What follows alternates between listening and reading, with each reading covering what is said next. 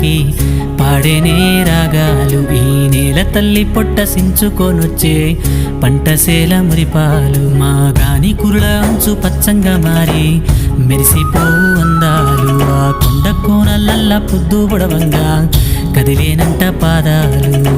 ఉన్న ఊరిని కన్నవారిని ఇడిసిపెట్టాడన్నా, కంటి పాపకను రెప్పవాలకుండా కాపుగాస్తాడన్నా. ఏ దిక్కుల్లోనూ ఉన్న గుండెల్లో దాగున్న మమకారమంతా మట్టిపైనే. రైతన్నా